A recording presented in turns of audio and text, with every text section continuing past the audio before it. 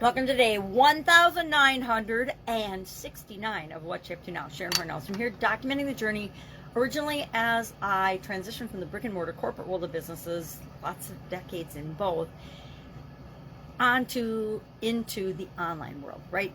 So I'm from offline to online predominantly. I do some things offline still, but I also have moved to the online world. Why? For lots of reasons. All the reasons that it's fun to be in the online world. It's easy. You can do it from home. It was awesome during the pandemic because I could keep going and moving forward and doing the things I love to do, even though the rest of the world was pretty much on hold, pause, stop, whatever you want to call it. Well, our idiom for Supersize Your Business today, we're talking about emergency funds for the Get Your Goals annual challenge. We're focusing on financial well-being, financial health, financial goals this month as we do one thing every day to get what we want. And this month we're focusing on finances, financial well-being, financial goals. How do we achieve our financial goals and achieve financial well-being and financial health? And our topic today is key indicator number 6, which is an emergency fund, having an emergency fund.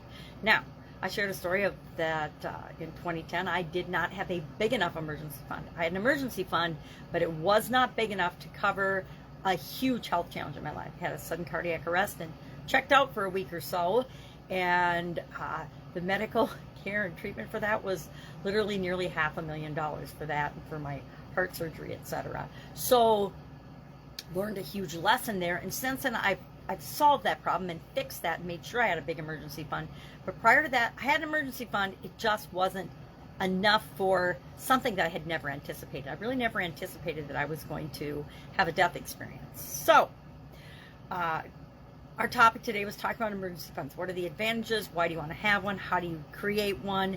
And then ways to manage and keep track of it and maintain it. That's important, right? And then talked about, just like with our business income, we keep our business and our personal income separate. We also want to keep our emergency fund separate and liquid. One thing about an emergency fund is we need to be able to access it in case of an emergency, right?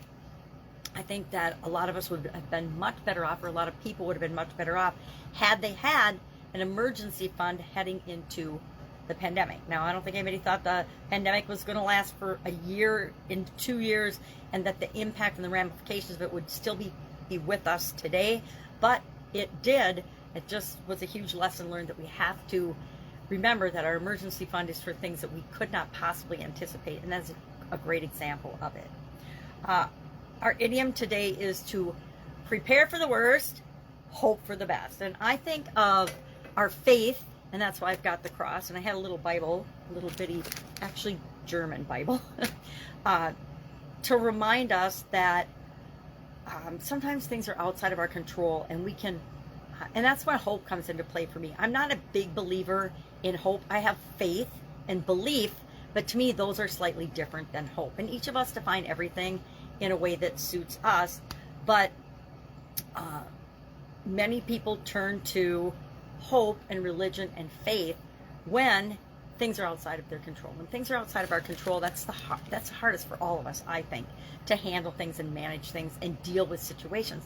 But I think that sometimes when we just let go and release it to the universe or God or whatever you believe in, we end up getting better results than when we try to control everything. Because guess what? None of us can control anything. We're having a huge impact from the Canadian fires right now. I live here in Wisconsin, which is a border state, so the winds have moved all of the smoke and things down, and we've got like terrible air quality. I don't think I've ever noticed air quality until yesterday. And you literally, I was driving across the St. Croix River Bridge between Minnesota and Wisconsin with my sisters. We picked my mom up from the airport. She's coming up from Texas to visit for a few weeks. And you literally could not see the river. It was so hazy and so weird. It does make for some beautiful sunsets. It turns this orange glowing to magenta color as the sun sets. So that's kind of fun. But otherwise, pretty weird and pretty strange. Again, things we couldn't possibly anticipate. Things I've never even thought about before. I can breathe, so I've never thought about the importance of air quality. It gets hot and muggy here in Wisconsin in the summer, and just, you got some hot, muggy days, you deal with it. But for anybody that has breathing challenges, I really feel for them during this crazy time.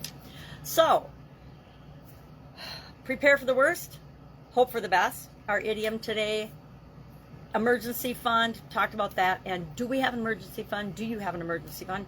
It's something to think about. It's something to plan for. Do you have proper insurance? Do you have proper things to protect you when life happens? Because life is going to continue to happen, and things are going to happen outside of our control, so we might as well be prepared and ready for them.